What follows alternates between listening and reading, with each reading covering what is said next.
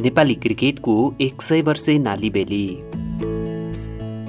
यति बेला संसारकै लोकप्रिय खेलहरूमध्ये क्रिकेट दोस्रो नम्बरमा छ।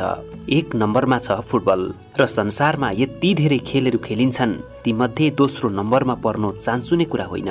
फुटबल खेल सबैभन्दा लोकप्रिय हुनुमा त्यो बुझ्न अति सजिलो छ, तर क्रिकेट बुझ्न फुटबल बुझ्न जति सजिलो छैन। यसमा पनि धेरै कुरा छन्, नबुझिकन मजा लिन सकिँदैन। जसले बुझ्न थाल्छ ऊ क्रिकेट हेर्न छुटाउँदैन। क्रिकेट खेलका मुख्य 3 प्रकार हुन्छन्। 5 दिनको टेस्ट खेल, 1 दिवसीय अर्थात् ओडिआई र टी20। केही देशमा त टी10 पनि खेल्न थालिएको छ। क्रिकेटको जन्म बेलायतमा भएको हो। यो 5औं शताब्दीतिरबाट सुरु भएको थियो।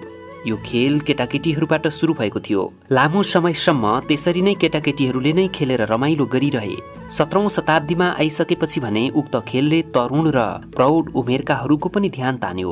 सुरुमा त यो खेल भेडा चराउन लैजाँदा केटाकेटीहरूले खेल्न थालेका थिए।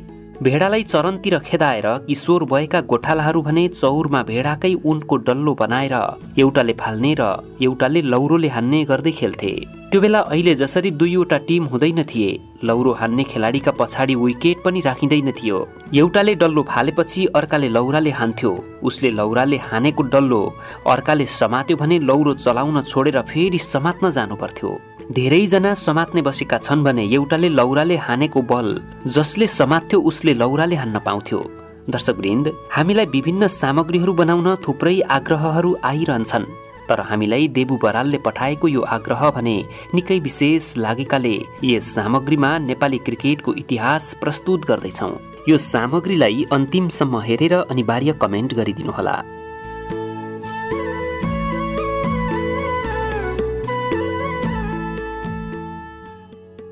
क्रिकेटको उत्पत्ति र विस्तारको इतिहासलाई सविस्तार वर्णन गर्न लाग्दा सामग्री धेरै लामो हुने भएकाले हामी यहाँ सिधै नेपाली क्रिकेटको इतिहासतिर आएका छौँ। तर पनि क्रिकेटको उत्पत्ति र विस्तारको इतिहास बिना नेपाली क्रिकेटको इतिहास अधुरै हुन्छ।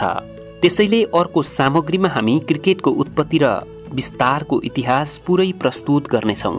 औपचारिक रूपमा नेपाली क्रिकेटको इतिहास धेरै लामो नभए पनि अनौपचारिक रूपमा नेपाली क्रिकेटको इतिहास निकै लामो छ। क्रिकेटले नेपाल टेकेको अब 100 वर्ष पार भइसकेको छ।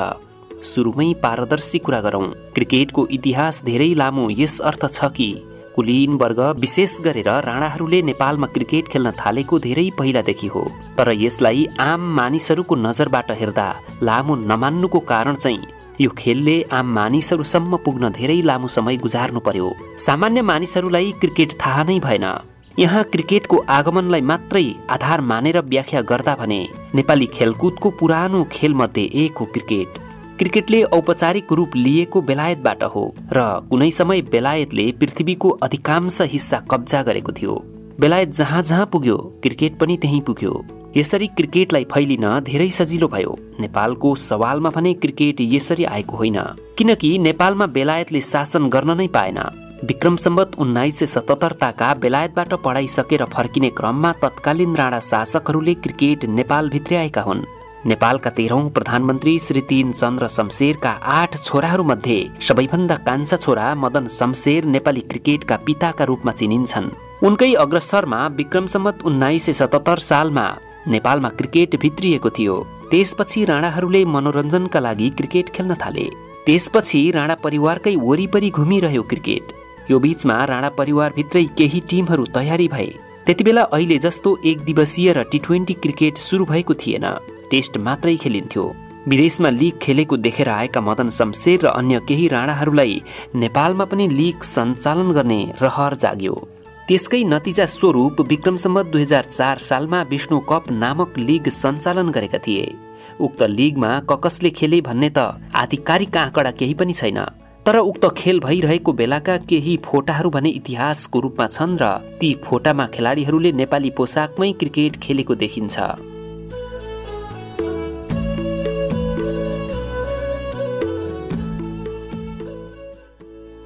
विक्रम सम्वत 2007 सालमा राणा शासनको अन्त्य नभइन्जेलसम्म नेपालमा क्रिकेट राणा परिवार, उनीहरूका आफन्त र नातेदारभित्र मात्रै खेलिन्थ्यो। यसरी लगभग 30 वर्ष नेपालमा क्रिकेट आम मानिसको पहुँचमा थिएन। उनीहरूलाई क्रिकेटको बारेमा थाहा नै थिएन। राणा शासनको अन्त्य भए पनि केही वर्ष त्यस बारेमा कसैलाई मतलब नै भएन। राणाहरू तित्तर बित्तर भए। राणाहरूले पनि क्रिकेट खेलेर मनोरञ्जन गर्ने मौका नै पाएनन्। अन्य मानिसहरूमा यो पुगिसकेको थिएन।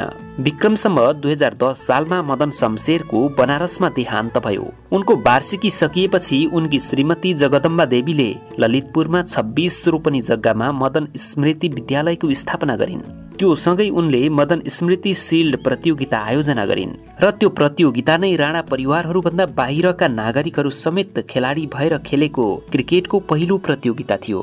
तर राणाहरूभन्दा बाहिरका जनतामा क्रिकेट खासै भिजिन सकेकाले उक्त प्रतियोगितामा राणाहरू नै धेरै थिए। जुन बेला राणा परिवारहरू मात्रै क्रिकेट खेल्थे त्यो बेला उनीहरू दरबार र टोडी खेलमा खेल्थे। विक्रम सम्वत 2004 सालमा विष्णु कप नामक लिग सञ्चालन गर्दा मदन शमशेरको नेतृत्वमा नेपाल क्रिकेट संघ पनि बनाइएको थियो। तर त्यो त्यसपछि सक्रिय भएन। राजनीति उतार चढावसँगै यो सुस्त रह्यो। सुसुप्त अवस्थामा रहे पनि त्यसको अस्तित्व भने मेटिएको थिएन। उक्त संघले विक्रम सम्वत 2018 सालमा राष्ट्रिय खेलकुद परिषदमा राष्ट्रिय स्तरको संघको रूपमा दर्ता पायो। यसलाई नै नेपाली क्रिकेटको औपचारिक विकासको आधार मानिन्छ। तर यसरी खेलकुद परिषदमै दर्ता भए पनि क्रिकेट आम मानिसमा फेरि पनि पुग्न सकेन। किन पुग्न सकेन भन्ने सवालमा धेरै प्रकारका जवाफहरू आउँछन्, जस्तो कि देश, काल, परिस्थिति, राजनीति र आर्थिक अवस्था आदि।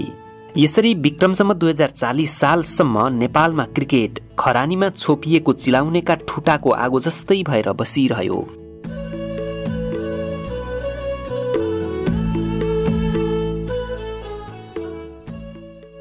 विक्रम सम्वत 2040 सालमा भने क्रिकेट राजधानी बाहिर पनि उदायो। राजधानी बाहिर कलैया, वीरगञ्ज, जनकपुर, नेपालगञ्ज, भैरहवा लगायत तराईका जिल्लाहरूमा क्रिकेट खेल्न थालियो। बिस्तारै नेपाल क्रिकेट संघ अन्तर्गत क्षेत्रीय र जिल्ला संघहरू स्थापना हुँदै गए। फुटबल र भलिबल मात्रै खेलिने विद्यालयमा पनि क्रिकेट खेलको मोह बढ्न थाल्यो। यो सँगै विक्रम सम्वत 2044 सालमा नेपालले अन्तर्राष्ट्रिय क्रिकेट परिषद आईसीसी को सदस्यता पनि पायो। त्यसको 2 वर्षपछि नेपालले एसियाली क्रिकेट परिषद एसीसी को पनि सदस्यता पायो।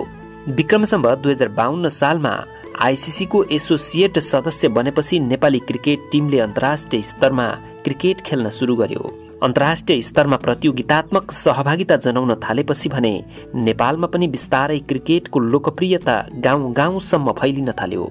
विदेशतिर टेलिभिजन लोकप्रिय भइसक्दा पनि नेपालमा टेलिभिजनको स्थापना भएको थिएन। जब नेपालमा टेलिभिजनको स्थापना भयो, नेपालमा क्रिकेटको मोह बढाउन टेलिभिजनको पनि ठूलो भूमिका रह्यो। छिमेकी मुलुक भारतले सन् 1983 मा विश्वकप जित्दै गर्दा नेपालमा केही मानिसहरूलाई बाहेक क्रिकेट थाहा नै थिएन। त्यतिबेला नेपालमा टेलिभिजन पनि आएको थिएन। भारतले क्रिकेटमा ठूलो लगानी गरिरहँदा नेपालमा भने सुरुवात पनि भइसकेको थिएन। खेलाडीहरू आफ्नै पौरखले उत्पादन भए पनि सरकारको लगानी भने विदेशी तुलनामा आज पनि लज्जास्पद छ। यतिका वर्षमा नेपाल सरकारले एउटा पनि स्टेडियम बनाउनु पर्छ भनेर गम्भीरतापूर्वक लिएको छैन। विक्रम सम्वत 2052 सालमा नेपालले पहिलो पल्ट मलेसियाको क्वालालम्पुरमा सम्पन्न एसीसी ट्रफीमा सहभागिता जनायो। नेपालले पहिलो पल्ट ब्रुनाईलाई जितेर विदेशी टिममाथि जित निकाल्यो। त्यसपछि नेपालले जापानलाई पनि जित्यो। तर बाँकी खेल नजित्दा पहिलो चरणबाटै बाहिरिएको थियो नेपाल।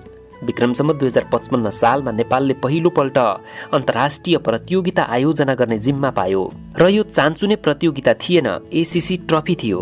कीर्तिपुर र पुलचोकमा क्रिकेट मैदान सोही प्रतियोगिताका लागि बनाइएका थिए। धन्न ती मैदान चाहिँ छन् र मैदानमा रोडा गिट्टी पन्छाउँदै आज पनि नेपाली खेलाडीहरू खेलिरहेका छन्। तर त्यो बेला घरेलु मैदानमा पहिलो पल्ट आयोजना गरिएको त्यतिको प्रतिष्ठित प्रतियोगितामा नेपालले भने एउटा पनि खेल जित्न सकेन।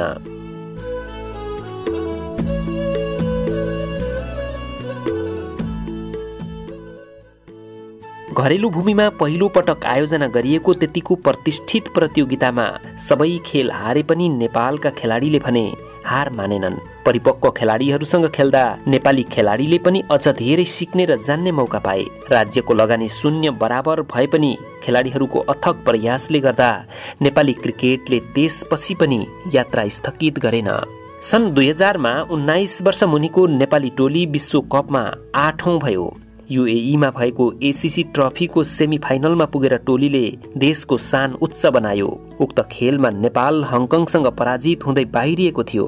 अर्को वर्ष उही प्रतियोगितामा जर्मनी र गिब्राल्टारलाई हराएर नेपालले क्रिकेटमा नयाँ सफलता हात पार्यो। तर पनि नेपाल नामिबियासँग पराजित हुँदै समूह चरणबाटै बाहिरिनु पर्यो। सन् 2002 मा सिङ्गापुरमा भएको एसीसी ट्रफीमा यूएईसँग पराजित हुँदै नेपाल उपविजेतामा सीमित भयो। त्यस लगत्तै नेपालले इमर्जिङ नेसन कपको आयोजना गर्यो, जहाँ भुटान र मालदिप्सलाई हराएर नेपालले उपाधि आफ्नो पक्षमा पार्यो। सन् 2004 मा नेपालले पहिलो पटक आईसीसी अन्तर्महादेशीय कपका नाममा प्रथम श्रेणीको क्रिकेट खेल्यो। सुरुमा मलेसियालाई पराजित गरे पनि यूएईसँगको खेल बराबरी हुँदा नेपाल सेमी फाइनलमा पुग्न सकेन। त्यस्तै सन् 2004 मा एसीसी फास्ट ट्र्याक नेसन कपमा तेस्रो भएर नेपाल 2005 को एसीसी ट्रफीका लागि छानियो। उक्त प्रतियोगितामा कतारलाई प्ले अफमा हराएर तेस्रो भए पनि नेपाल आयरल्यान्डमा हुने आईसीसी ट्रफीमा छनौट हुन सकेन। त्यही वर्ष आईसीसी अन्तर्महादेशीय कपमा यूएईलाई हराएपछि हङकङसँग बराबरी खेलेको Nepal ACC fast track nation कपमा उपविजेता भयो। नेपालले सन् 2006 मा 19 वर्ष मुनिको विश्वकप खेलेर प्लेट च्याम्पियन समेत जितेको थियो। 19 वर्ष मुनिको विश्वकपमा नेपाल पहिलो खेलमा इङ्ल्यान्डसँग 77 रनले र दोस्रो खेलमा जिम्बाब्वेसँग 2 रनले हारेको थियो। तेस्रो खेलमा आयरल्यान्डलाई भने 60 रनले जितेको थियो। नेपालले विश्वकपका लागि अघिल्लो चरणमा जान नसकेपछि प्लेट च्याम्पियन खेल्नु परेको थियो। त्यो बेलाको 19 वर्ष मुनिको टिमले प्लेट च्याम्पियनको क्वार्टर फाइनलमा युगान्डालाई 60 रनले हराएको थियो। सेमी फाइनलमा दक्षिण अफ्रिकालाई 3 रनले हराएको थियो र फाइनलमा न्युजिल्यान्डलाई 1 विकेटले जितेको थियो।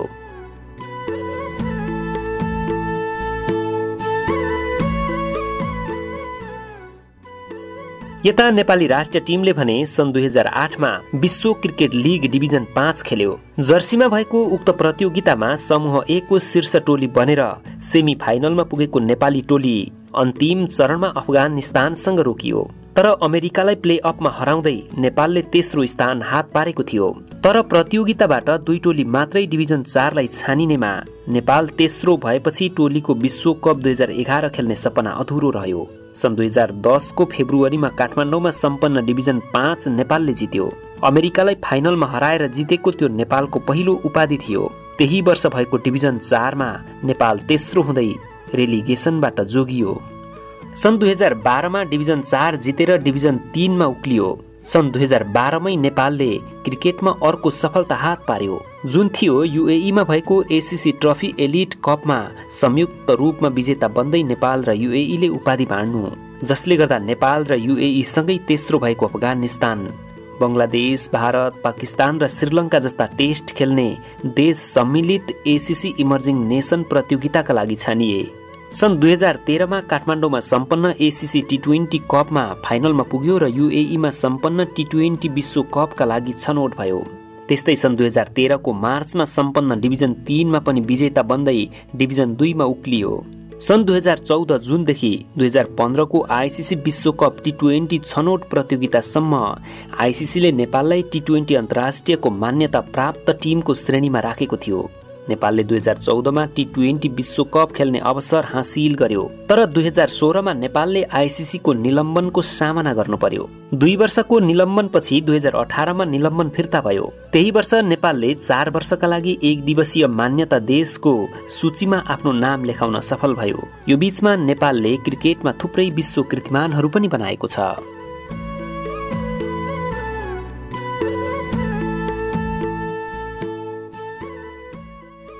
दर्शकवृन्द, हामीले यस सामग्रीमा नेपाली क्रिकेटको इतिहासको नालीबेली यहाँ प्रस्तुत गर्यौं। नेपालमा क्रिकेट भित्रिएको 100 वर्ष पार भइसकेको छ। नेपाली क्रिकेटको 100 वर्षभित्रमा नेपालमा क्रिकेटले के प्रगति गर्यो, के उन्नति गर्यो, कसरी चरणहरू पार गर्दै यहाँसम्म आइपुग्यो भन्ने बारेमा हामीले नालीबेली यहाँ सविस्तार वर्णन गर्यौं। यो सामग्री हेरिसकेपछि तपाईहरूलाई कस्तो लाग्यो? जस्तो लाग्यो त्यस्तै प्रतिक्रिया दिनुहोला।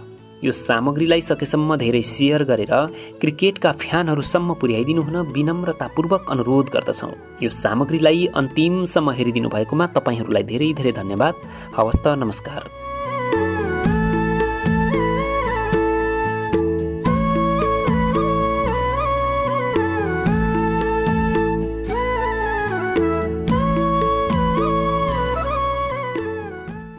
शब्दहरूको जादुमा मनोरञ्जनको सङ्गम, थलैचा इन्टरटेनमेन्ट।